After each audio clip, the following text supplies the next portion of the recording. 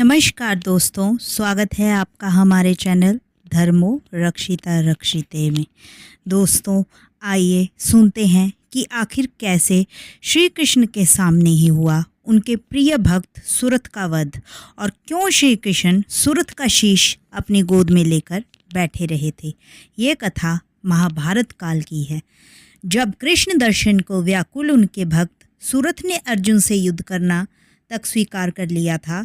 हालांकि श्री कृष्ण ने इस युद्ध को रोकने का बहुत प्रयास किया, लेकिन सुरथ की भक्ति के आगे श्री कृष्ण भी हार मान गए थे।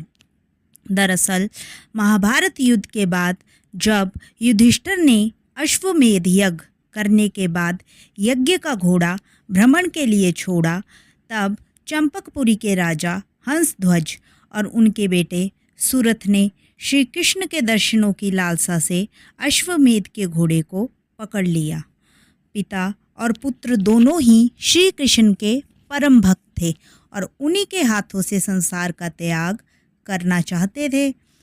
इस कारण से घोड़े को पकड़ने के बाद उन्होंने युद्ध की ललकार पांडवों के कानों तक पहुंचाई, जिसे सुन अर्जुन अपनी विशाल सेना समेत युद्ध के लिए निकल पड़े।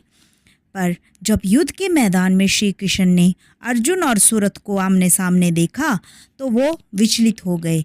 हालांकि ये एक भगवान का अपने भक्त की इच्छा पूर्ण करने का तरीका था। श्री कृष्ण को अर्जुन के साथ देख सुरथ अत्यंत भावुक हो गए। श्री कृष्ण ने भी अपने भक्त के हाव भाव और उसकी भक्ति पहचान ली और अर्जुन को युद्ध से लेकर लौटने लगे। अर्जुन को कुछ समझ नहीं आ रहा था कि ये क्या हो रहा है और क्यों कृष्ण उन्हें सुरथ से युद्ध नहीं करना देना चाह रहे थे। वहीं दूसरी ओर सुरथ ने जैसे ही कृष्ण को लौटते देखा, वो समझ गए कि ऐसा तो उनके उद्धार श्री कृष्ण के हाथों संभव नहीं। लिहाजा उन्होंने अर्जुन का बहुत देर तक और बहुत दूर तक पीछा किया और अर्जुन को युद्ध के लिए ललकारा।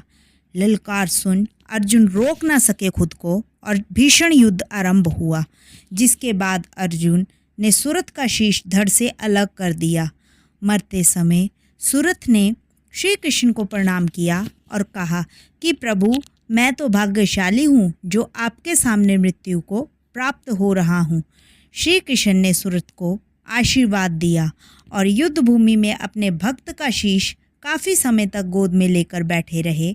फिर अर्जुन के टोकने पर उन्होंने अपने भक्त के शीश को सम्मान सहित उनके राजमहल पुणे भेज दिया।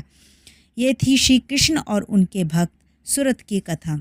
दोस्तों, अगर आपको हमारी ये कहानी पसंद आई हो तो हमारे वीडियो को लाइक करें और हमारे चैनल को ज़रूर सब्सक्राइब करें। राधे राधे।